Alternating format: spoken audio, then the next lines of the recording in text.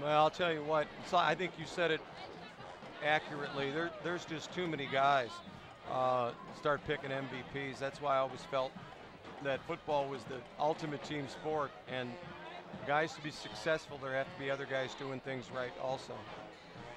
All right, so we're getting things sorted out here, and Glades is going to be flagged for holding, and they're going to oh, now the personal foul against Pahokee is marched off, so we're going backwards and forwards here, and it looks like we're going to settle on about the 35-yard line. Okay, here we go, 153. I'm sure it's not going to be up the middle.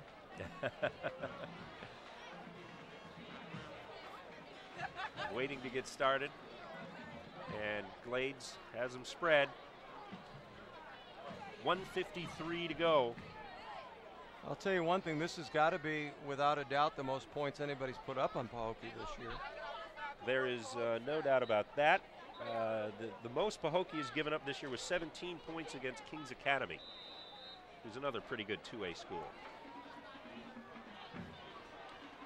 And Mike Caruso points out that nobody is covering Benjamin on the left side here, although Janoris Jenkins is about 15, 20 yards off the ball. So they're looking to stop the deep pass, and that's exactly what they do with the interception and return. And look out, he might go all the way. No, tripped up at the 5-yard line. I believe that was Andrew Johnson. Yes, it was. I'm confirmed by the PA announcer. Flags flying now again, and I would assume that might be for excessive celebration, but don't quote me on it. I just hope nobody gets tossed. I don't want to see either one of these teams lose a player to a second of stupidity, because it would be a shame if they couldn't participate in the upcoming playoff games. You know, Dan, one guy I haven't mentioned much tonight, and I really should have, number 13 for Pahokee, that's Brandon Hawthorne. He's a linebacker, but he's been rushing the passer, and basically he has defeated his blocker. I've counted now 7 times in a row, and he's put pressure on the quarterback a lot in the second half. So kudos to him, because he's really made life miserable for what was a very good half for the Glades Central quarterback. And you have to, if you do look back at the schedule this year, you have to admit that Glades has had more success against this defense than any other team. So the fact that they've been able to score 24 points against this defense says something in itself. I see some heads hanging now on the Glades sideline, among them Kentavious McCoy. But that young man really has nothing to hang his head about. He has performed very well in the second half here. And I know a lot of Glades fans may be thinking after this one, what if? What if he had started the first half and had waited to, and hadn't not waited to get into this game? Yeah, those what ifs though. I really felt that Glades' game plan was very good, and I think what gave him the opportunity to throw the ball was really how they ran the ball in the first half. Glades has got, I would imagine, we start adding it up, if you don't count the sacks, I imagine Glades has got quite a few yards this evening. Well, we know from a report by our top-notch producer in the booth that McCoy has thrown for 170 yards in the second half alone, maybe more than that now. But now, trying to run out the clock, the give is to Jenkins. And I know a minute and a half to go. I'm sorry, Dan. I know Jenkins wants to be in the game and be at the end of the Muck Bowl, but I'm sorry, I would not have him in the game at this point. You've got Smith back there who's more than capable of playing the position, and that's a guy you just can't lose. I mean, you're going to go for the state championship, improve your ranking nationally. You can't lose number 1. I just wonder if Pahoke's second team might be good enough to win the first round of the playoffs. I don't know. I know that I wouldn't want to play their second team. Right. Okay, so the clock ticking now, less than a minute to go, as Pahokee just tries to run time off the clock. Carry up the middle is going to be stopped. And the clock is still ticking, although now somebody calls a timeout. Timeout rated. That's Glade Central. So well, Dan, we had some great excitement tonight, and for about 2 minutes there, we thought we might see one of the better comebacks that we've seen in quite a few years. Yeah, if not for the hands of Dexter Holmes there, we might have seen really a dramatic finish to this game. And there's the Muck Bowl trophy, which is going to stay in Pahokee for another year. Yes, it is, and a historic win for the Blue Devils here tonight. That's Jatavius Miller, the senior linebacker, who's holding the trophy, and now everybody's got to get their turn. Coaches might say, "Hang on, wait a second. Let's wait till it's done before we start that." But this should coming up should be the last play of the game. Martavius Odoms is urging the Pahokee faithful who are still here in pretty big numbers as well. And there goes the water. Didn't look like Gatorade to me for Blaze Thompson. Does a pretty good job of avoiding most of it.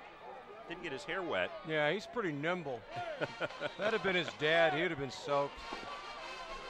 So Blaze going 1-0 as a head coach of Pahokee in the Muck Bowl. Got to be a good feeling for this team, which is, boy, I can't see how they're not going to be playing for another state championship this year. And the clock ticking down, 20 seconds to go. Blades can't stop it, and the celebration begins. And I think that's probably a pure expression of joy right there, if ever I've seen it. Yeah, 20 years is a long time to go. And the closeness of the communities, people that don't live out here and don't understand what we're talking about. We're talking about two towns that are no more than, 9 miles from each other. Right. And they know each other. They've grown up together. And football is more important than life itself out here. And they've just done something that 19 teams before them didn't do. All right, well, we're going to take a break right now and then come back and get reaction from the Muck Bowl. 34-24 is your final. You're watching Palm Beach County Friday Night Football. We'll be back after this short break.